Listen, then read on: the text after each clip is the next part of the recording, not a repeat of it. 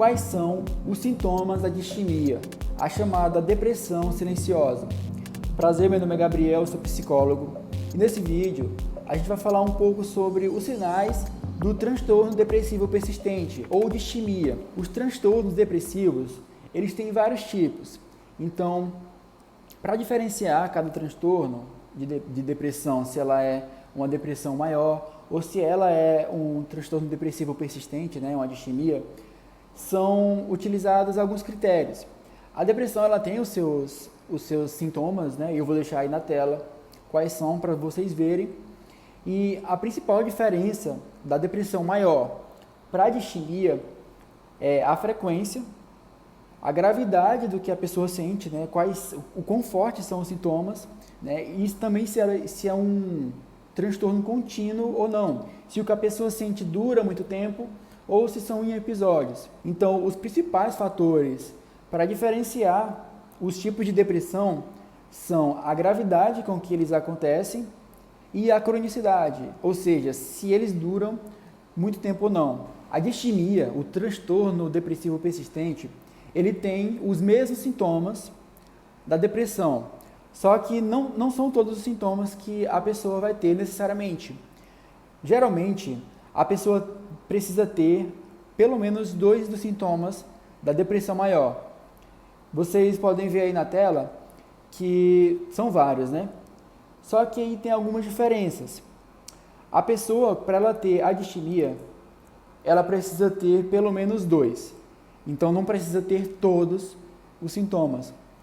Por exemplo, a pessoa pode ter, durante 2 anos, durante um período de pelo menos 2 anos, na maior parte do dia, a pessoa se sentir deprimida. Esse sentimento seria como um vazio, uma tristeza muito forte ou uma falta de esperança. E junto com esse primeiro sintoma do humor deprimido, a pessoa poderia ter, por exemplo, insônia, ela não consegue dormir, ou um excesso de sono. Então a pessoa acaba tendo muita vontade de dormir. Em outro exemplo, a pessoa poderia ter, por exemplo, falta de energia, então a pessoa não quer fazer muita coisa, ela não tem muita energia.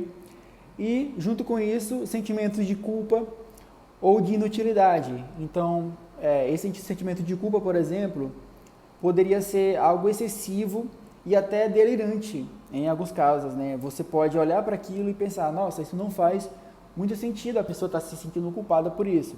Então, esses só são 2 exemplos de como esse transtorno ele pode se manifestar. E lembrando que para algo ser considerado um transtorno, ele tem que atrapalhar a vida da pessoa. A pessoa não pode simplesmente sentir alguma coisa e já dizer que eu tenho isso. Não, isso precisa realmente estar atrapalhando a sua vida. Porque se não está atrapalhando a sua vida, por que seria necessariamente uma doença, ou um transtorno mental? E também algo que eu queria chamar a atenção é que, por exemplo, fala-se muito hoje em dia em TDAH, na falta de atenção. Só que um dos sintomas da depressão, e consequentemente pode ser um dos sintomas da distimia, é a falta de atenção, a diminuição da capacidade de se concentrar também. Então você imagina, uma pessoa ela está com falta de atenção, ela não consegue se concentrar muito bem, só que muitas vezes a gente cai no erro de achar que agora é tudo TDAH. Só que muitas vezes a pessoa pode estar simplesmente deprimida, deprimida. Então, é algo para se ter como um sinal de alerta para a depressão também, para a distimia, e não só para o transtorno de déficit de atenção e hiperatividade, porque muitas vezes isso acaba se viralizando de alguma forma, as pessoas acabam tendo maior conhecimento sobre isso e esquecem que existem outras questões de sofrimento psicológico também, além desses que são os mais conhecidos no momento. Então, recapitulando um pouco, a distimia, ela tem menos sintomas do que a depressão maior, o transtorno depressivo maior. Mas esses sintomas, eles duram mais tempo. Então, é um período de mais ou menos 2 anos em que a pessoa sente aquilo quase todos os dias, pelo menos 2 dos sintomas da depressão maior. E durante esses 2 anos em que a distimia se apresenta, a pessoa não consegue ficar pelo menos 2 meses sem se livrar desses sintomas.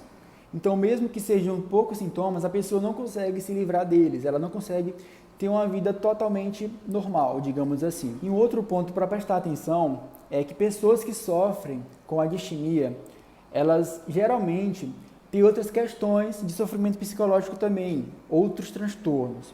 Quando existe mais de um transtorno com a pessoa, a gente chama isso de comorbidade. E a diferença entre a depressão maior e a distimia, né, o transtorno depressivo persistente, não é só no tempo em que se apresenta, mas também na história familiar que a pessoa teve, no estilo cognitivo da pessoa, ou seja, na forma como ela pensa, sente, aprende, né? Esse estilo cognitivo seria basicamente a cor que o seu cérebro ele escolhe pensar, né? Então, cada um de nós tem sua cor, apesar de que formas de pensar e de agir e de aprender as coisas elas sejam diferentes, né? Ou elas podem ser parecidas também. Cada um tem o seu modo específico. Pessoas que sofrem com um transtorno depressivo persistente, elas podem ter em algum momento de suas vidas a ocorrência da depressão maior. E quando a depressão, a distimia e a depressão maior ocorrem, a gente chama isso de depressão dupla. Os primeiros sintomas de depressão, eles aparecem já quando a pessoa ela é muito jovem. Então, a pessoa pode sentir uma coisa aqui, outra ali, mas chega um momento da vida da pessoa em que ela não consegue mais retornar àquele período anterior, né? Então, os sintomas eles vão crescendo de tal maneira que a pessoa não consegue mais voltar para aquele momento em que ela só sentia algumas vezes, né? Ou em alguns dias. Então, é como se ela atingisse o ponto de não retorno. E é nesse momento que a depressão maior ela toma conta. A pessoa ela já não consegue mais voltar a ser como antes. A distimia é como se fosse um pequeno pedaço da depressão maior que fica com a pessoa ali, só que durante muito tempo e causando tanto prejuízo quanto o transtorno depressivo maior causaria também. Se você se sente de alguma maneira dessa forma, saiba que a psicoterapia pode ser um dos caminhos para diminuir esse sofrimento e até mesmo para entender de onde que ele vem. E se você quer iniciar esse processo, pode falar comigo diretamente do WhatsApp, eu vou deixar todos os meus contatos aqui na descrição. E se você gostou desse conteúdo, envia para alguém que você acha que pode se beneficiar e curte também esse vídeo, se inscreve no canal e até o próximo vídeo.